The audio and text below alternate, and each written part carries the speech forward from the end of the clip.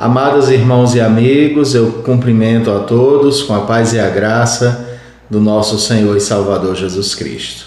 Eu quero trazer uma pregação na primeira carta do apóstolo Pedro sobre o tema O Justo pelos Injustos, consolo aos perseguidos por causa da justiça. O texto que quero expor hoje encontra-se no capítulo 3 dessa carta, nos versos 18 a 22. Estamos aqui em nosso canal retomando a exposição dessa série de mensagens. E o texto sagrado nos diz assim: Pois também Cristo morreu uma única vez pelos pecados, o justo pelos injustos, para conduzir-vos a Deus, morto sim na carne, mas vivificado no Espírito, no qual também foi e pregou aos espíritos em prisão, os quais noutro tempo foram desobedientes quanto à longanimidade de Deus aguardava nos dias de Noé, enquanto se preparava a arca, na qual poucos, a saber, 8 pessoas, foram salvos, através da água, a qual figurava o batismo, agora também vos salva, não sendo a remoção da imundícia da carne, mas a indagação de uma boa consciência para com Deus, por meio da ressurreição de Jesus Cristo, o qual, depois de ir para o céu, está à destra de Deus, ficando-lhe subordinado anjos e potestades e poderes. Vamos orar ao nosso Deus e pedirmos a direção, a orientação, para que possamos expor adequadamente esse texto. Bendito Pai, eu quero, antes de qualquer coisa, louvar o Teu santo nome, porque a despeito de estarmos vivendo dias tão adversos, nós confiamos que o Senhor tem tudo no seu devido controle e atua soberanamente sobre nossas vidas. A despeito, Senhor Deus, de estarmos transmitindo mensagens e cultos pela internet, a Tua palavra tem percorrido muitos lugares e tem feito uma obra maravilhosa por onde tem passado. Eu louvo e agradeço o Teu nome, porque apesar de estarmos reclusos em nossos lares, a grande maioria de nós, mas a Tua palavra se encontra livre, fazendo a obra para aquilo que o Senhor a designou. Abençoe a vida de quem assiste agora este vídeo e fortaleça em suas diversas necessidades. Que o Senhor dê ânimo para que possam lutar a fé que uma vez por todas foi dada a nós. Em nome de Jesus. Amém. Queridos, para bem compreendermos esta passagem que está diante de nós, precisamos recordar algumas características gerais desta carta, visto já fazer algum tempo que não lançamos um vídeo na primeira carta de Pedro aqui em nosso canal. Nós sabemos que o seu autor, como acabo de mencionar, foi o apóstolo Pedro, e que ele escreveu essa carta provavelmente entre os anos 60 e 68 depois de Cristo. Pedro tinha propósitos quando escreveu essa carta, mas o seu propósito maior é encorajar os cristãos perseguidos e confusos diante das adversidades, a permanecerem unidos e firmes na fé. Pedro declara na própria carta que a escreveu de um lugar chamado Babilônia.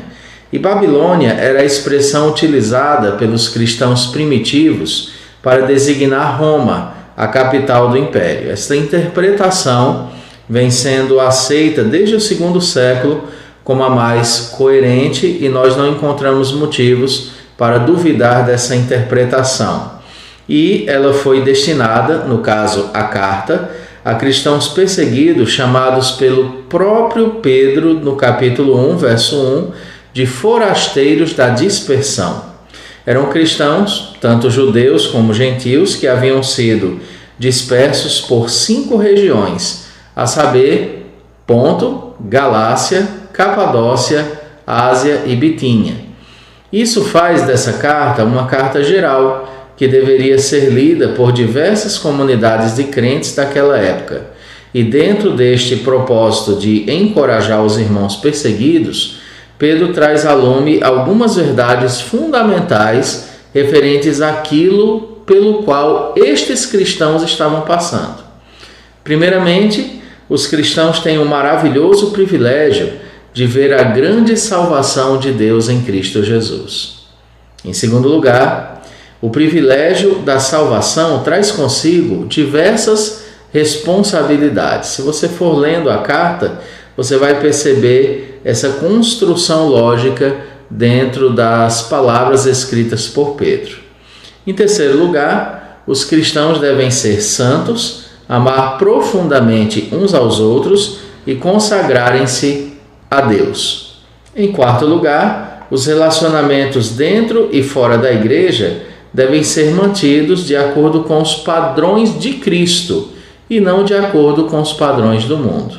E finalmente, a parte final da carta, ela encerra com os cristãos sendo incentivados a encarar o sofrimento como verdadeiros seguidores de Cristo e fazê-lo isso de uma perspectiva correta. Ao longo da exposição desta carta, nós podemos ver tudo isso a cada versículo que nós estudamos. Eu preciso lembrar que essas mensagens, essas exposições, não foram produzidas aqui para o nosso canal. Elas foram produzidas para serem pregadas na igreja a qual eu pastorei, que é a Igreja Presbiteriana do Brasil, em Acopiara. E elas, de fato, foram expostas ali. Alguns anos atrás, nós pregamos uma série nessa carta. E essa mesma série vinha sendo pregada em nosso programa de rádio. E aí eu trouxe ela agora para o nosso canal. Porque, visto que muito nos abençoou, eu entendo que compartilhar isso com você, que me assiste, vai fortalecer muito a sua vida e a sua fé também.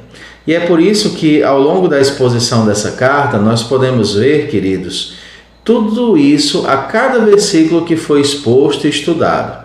E, ultimamente, nós podemos observar a preocupação de Pedro em orientar os cristãos que mantenham seu bom proceder perante aqueles que exercem autoridade sobre suas vidas, desde as autoridades governamentais àqueles que os dominam como senhores. Pedro também tratou de autoridade dentro da família e do bom proceder que os irmãos precisam ter para com os de fora e também para com os de dentro da comunidade cristã. E na última vez que nós expomos esta carta aqui no canal, nós falamos sobre olharmos para Cristo nos nossos sofrimentos, pois Ele, por amor de nós, também suportou o sofrimento injusto. Ele o fez para nos salvar. E aí nós aprendemos que se Cristo sofreu injustamente para nos salvar, nós também podemos suportar o sofrimento injusto por amor àqueles que nos infligem tais dores para testemunharmos a eles do grande amor de Cristo. Em outras palavras, queridos, Cristo foi ultrajado por aqueles a quem Ele tanto amou. Por que nós seríamos diferentes? Isso me traz à memória o texto em que Jesus diz que se estavam fazendo tudo aquilo a Ele, que é o lenho verde, o que não será de nós o lenho seco? E do mesmo modo, porque Ele foi perseguido, nós que cremos nele, também sofreremos as nossas agrúrias nessa vida. Ser cristão não é estar em verdes pastos, no sentido de que só haverão benécias e glórias para a nossa vida, como o triunfalismo gosta de destacar. De forma nenhuma. Ser cristão é ter lutas, e lutas muitas vezes diárias, que nos identificam com aquele que não tinha pecado algum, mas sofreu por amor de nós. E aí, queridos, nós aprendemos que se Cristo sofreu injustamente, por que nós não sofreríamos também? E aí, no texto reservado para hoje, veremos mais atentamente o que o Senhor suportou por nós, para que também suportemos dores por Ele aqui entre aspas, para a glória dele, pelo amor dos ímpios que nos perseguem. Ser um cristão, ter um comportamento piedoso, quando todos à nossa volta nos amam, não é tarefa difícil. Difícil é termos um comportamento piedoso quando estamos cercados por aqueles que nos são hostis, de uma ou de outra maneira. E agir dessa forma é agir como cristãos. E aí, queridos, vamos ver o que Cristo fez. Cristo suportou por nós tantas coisas. E aí nós vamos ver algumas dessas características de sua morte ou que envolveram a sua morte. O justo pelos injustos. A primeira característica, queridos, dessa morte de Cristo é que ela foi uma morte redentora. Se você olhar com atenção o verso 18, você vai perceber isso muito nitidamente. Diz o verso 18: pois também Cristo morreu uma única vez pelos pecados, o justo pelos injustos, que é de onde emana o tema do sermão dessa noite, para conduzir-vos a Deus, morto sim na carne, mas vivificado no Espírito. Esse texto nos ensina pelo menos 3 verdades sobre o aspecto redentor da morte de Cristo. A primeira dessas 3 verdades é que deu-se definitivamente. Primeiramente, queridos, a sua morte se deu de maneira definitiva. O texto é muito claro ao afirmar que Cristo morreu uma única vez. Seu sacrifício vicário não se repetirá jamais. Isso por uma razão óbvia. Ele foi suficiente para a salvação dos seus eleitos, daqueles que viveram antes de sua morte, que estavam vivos no tempo de sua morte e que viriam a nascer após a sua morte. O sacrifício de Cristo abrange ou alcança todos os escolhidos de Deus de todas as épocas sobre toda a face da terra. Portanto, queridos, não há mais qualquer necessidade de sacrifícios de nossa parte para a salvação de nossas almas. O que se faz necessário não são obras para sermos salvos. O que se faz necessário é crermos nele de todo o nosso coração, porque ele já morreu por nós, o justo pelos injustos, para nos conduzir a Deus. A segunda questão dentro desse primeiro ponto é que deu-se em resgate dos pecadores. Sua morte também se deu exatamente para nos resgatar. Encontramos no mesmo versículo 18 a expressão pelos pecados, o justo pelos injustos, para conduzir-vos a Deus. E aqui vem o conforto que Pedro deseja dar àqueles nossos irmãos do passado. Cristo, sendo justo, padeceu uma horrível humilhação e uma terrível morte para que homens pecadores como nós fossem redimidos do seu fútil procedimento de outrora. Aqui nós encontramos a seguinte lógica: se Cristo foi capaz de padecer injustamente por amor a nós, a fim de nos resgatar, por que nós também não podemos suportar afrontas dos ímpios à nossa volta, para que também lhes apresentemos a salvação que vem de Cristo? Foi um justo que morreu pelos injustos, com um propósito fascinante: levar-nos ao Senhor, conduzir-nos a Deus. O que Cristo passou foi para tomar a tua mão, segurar a tua mão, figurativamente falando, e te conduzir até Deus. Cristo é aquele que te conduz à presença do Pai. Cristo é aquele que te conduz ao reino de Deus. E isso é fascinante. Vocês e eu estávamos e andávamos perdidos, mas a graça nos alcançou. E agora, alcançados pela graça, nós fomos transformados em filhos de Deus, ainda que filhos falhos. Mas a despeito de tudo isso, nós temos o dever de prosseguir na fé, nos caminhos de Deus, e a despeito de nossas falhas, nós temos que espelhar o máximo o comportamento daquele que por nós morreu e ressuscitou. Queridos, que diferença temos nós do mundo que nos rodeia se nós retribuirmos afrontas por afrontas?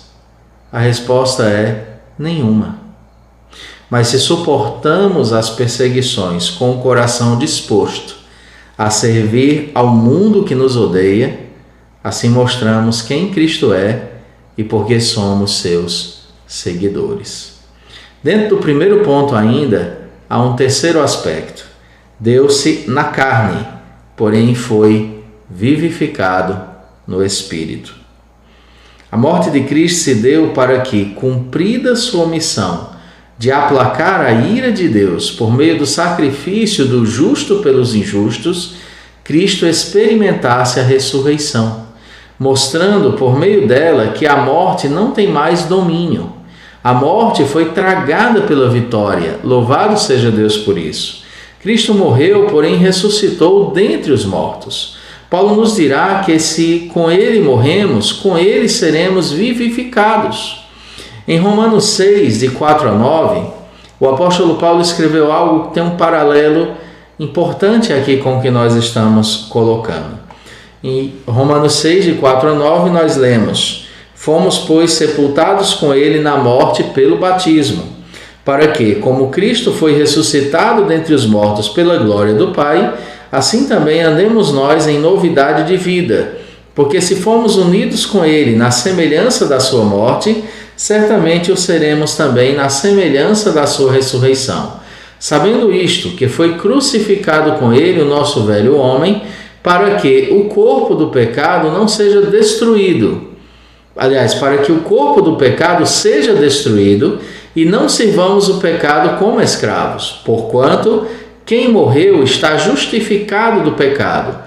Ora, se já morremos com Cristo, cremos que também com ele viveremos, sabedores de que, havendo Cristo ressuscitado dentre os mortos, já não morre, a morte já não tem domínio sobre ele. Que fantásticas as palavras de Paulo. E aí eu volto para cá, o texto da carta de Pedro. Cristo morreu, sim, porém ressurgiu em glória. Ainda que sejamos injustiçados pelo mundo, ou ainda que sejamos mortos por aqueles por quem estamos nos doando, sabemos com certeza que morrer com Cristo significa um dia ressurgir como Ele o fez, para vivermos eternamente ao seu lado. Amados, nossos sofrimentos por amor a Cristo são presentes de Deus. Sofrer pelos nossos erros é algo desonroso, não o sofrimento, mas os erros. Mas sofrer por estar sendo fiel a Deus é uma honra. Se você tem padecido lutas porque você é fiel, não fique abatido, se alegre, porque Cristo sofreu por sua fidelidade. Talvez Pedro se recordasse de que passou em Jerusalém juntamente com os demais apóstolos, quando esteve preso e foi liberto pelo Senhor. Ele e seus companheiros se alegraram por padecerem por Jesus. Tem um texto que diz lá em Atos 5, de 40 a 41, o seguinte: Chamando os apóstolos, açoitaram-nos e, ordenando-lhes que não falassem em nome de Jesus, os soltaram. E eles se retiraram do sinédrio, regozijando-se por terem sido considerados dignos de sofrer afrontas por esse nome. Cristo também morreu injustamente, e esta morte injusta trouxe a nós a maior de todas as graças, a redenção em seu nome. Se nosso Mestre padeceu, queridos, podemos padecer também, na plena certeza de que fomos chamados para segui-lo, tendo tomado a sua cruz. Lucas 14, 26 a 27, descreve o ministério cristão bem diferente do que muitas denominações, inclusive televisivas, bem populares, têm feito. Lucas 14, de 26 a 27, diz: Se alguém vem a mim e não aborrece a seu pai, mãe, mulher e filhos, irmãos e irmãs, e ainda a sua própria vida, não pode ser meu discípulo. E qualquer que não tomar a sua cruz e vier após mim, não pode ser meu discípulo. O discípulo de Jesus, o seguidor de Jesus, tem que segui-lo até o fim. Segui-lo na vida até a morte. Segui-lo em todas as circunstâncias. Segui-lo com vigor e esperança. A segunda grande questão que nós queremos destacar é que a morte de Cristo foi proclamadora. Além de sua morte ser redentora, ela também foi proclamadora. E isso está bem presente no texto. Todavia, além de redentora, a morte de nosso Senhor também foi proclamadora. E aí surgem alguns dos versículos mais complexos das Escrituras Sagradas, os quais eu acredito que sempre serão objeto de algum debate no meio cristão de um modo geral, entre os estudiosos da Bíblia. Vamos aos versos. Verso 19 diz: no qual também foi e pregou aos espíritos em prisão, os quais noutro tempo foram desobedientes quanto à longanimidade de Deus, aguardava nos dias de Noé, enquanto se preparava a arca, na qual poucos, a saber 8 pessoas, foram salvos através da água, a qual, figurando o batismo, agora também vos salva, não sendo a remoção da imundícia da carne, mas a indagação de uma boa consciência para com Deus, por meio da ressurreição de Jesus Cristo.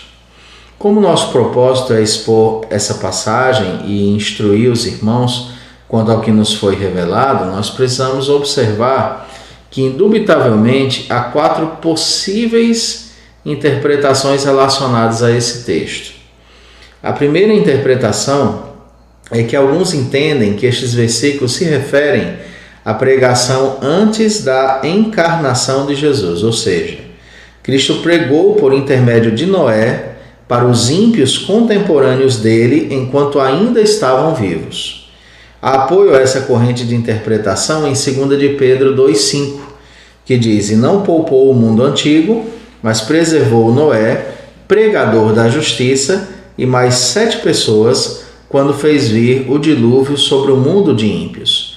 Ele conclamou-os ao arrependimento, mas eles desobedeceram e estão agora presos. Então, a corrente interpretação é que Noé foi um tipo de Cristo, a arca foi um tipo de Cristo, e aquele momento foi para proclamar a salvação a todas aquelas pessoas, cuja maior parte rejeitou essa salvação.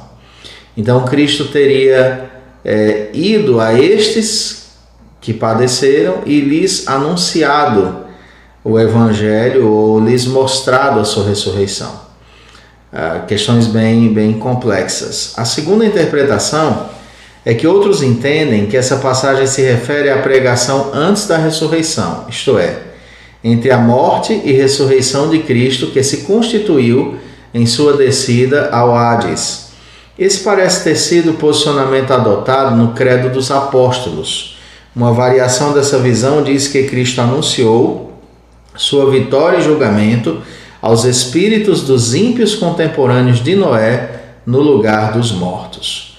A terceira interpretação é que Cristo proclamou a mesma mensagem aos anjos caídos no local onde estavam confinados. A quarta interpretação é que Cristo pegou a estes mesmos anjos caídos, só que o fez por meio de sua ressurreição, mostrando seu poder sobre as 3 mortes, a espiritual, a física e a eterna. E aí nós demandaríamos um tempo enorme discutindo as diversas possibilidades de interpretação deste versículo. Mas fato é que, por meio de sua morte e ressurreição, Cristo proclamou sua vitória. E é isso que eu quero que você que me assiste entenda aqui. Seja aos mortos, pois ele esteve de fato entre eles, seja aos vivos de seu tempo, ou a nós que nascemos posteriormente, seja por meio de tipos na época de Noé, o importante é que Cristo proclamou sua vitória ao ressurgir dentre os mortos. Nossos sofrimentos, queridos, portanto, nossos sofrimentos por amor a Cristo, mesmo que nos levem à morte, esta não será uma morte vã, pois estará proclamando a Cristo. Pregamos a Cristo por meio de nossas palavras, sim, mas também o anunciamos por meio do quanto estamos dispostos a honrá-lo com a nossa vida e a padecermos por amor a Ele. Não posso deixar de mencionar aqui um claro exemplo desse tipo de pregação, e este exemplo está em Atos 7, e é o do nosso querido diácono Estevão. Pregou com palavras e com vida. Sua morte mexeu com um homem chamado Saulo de Tarso, que alguns anos depois nos relata o quanto aquele episódio fora utilizado por Deus para que compreendesse sua graça. Atos 7, de 54 a 58, diz assim: ouvindo eles isto, que era a pregação de Estevão, enfureciam-se no seu coração e rilhavam os dentes contra ele. Mas Estevão, cheio do Espírito Santo, fitou os olhos no céu e viu a glória de Deus e Jesus que estava à sua direita, e disse: eis que vejo os céus abertos e o Filho do Homem em pé à destra de Deus. Eles, porém, clamando em alta voz, tamparam os ouvidos e unânimes arremeteram contra ele, e lançando-o fora da cidade, o apedrejaram. As testemunhas deixaram suas vestes aos pés de um jovem chamado Saulo, porque Saulo é quem conduzia a morte de Estevão. E aí, sobre isso, queridos, quero lembrar que nossas atitudes valem tanto quanto nossas palavras. Nós precisamos nos espelhar no exemplo de Cristo. Ele sofreu por amor a nós. Devemos estar dispostos também a sofrer por amor a Ele e aos que ainda não conhecem. Pedro, queridos, ainda faz um maravilhoso paralelo de Noé para conosco.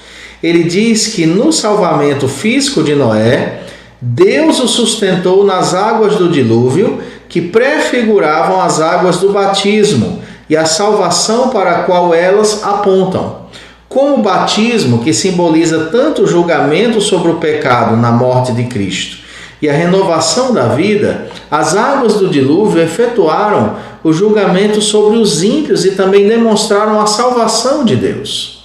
Vejamos que as águas que batizaram Noé e toda a sua família foram águas aspergidas sobre eles. Eles não imergiram nas águas. O mundo foi imerso. O povo do céu foi aspergido. Então aqui tem um aspecto bem interessante que eu não quero entrar aqui, principalmente se você que me assiste é de outra confissão, mas é interessante essa questão das águas do dilúvio apontadas como águas do batismo. Mas vamos voltar aqui ao viés dessa passagem. A terceira questão é que a sua morte ela foi honrada.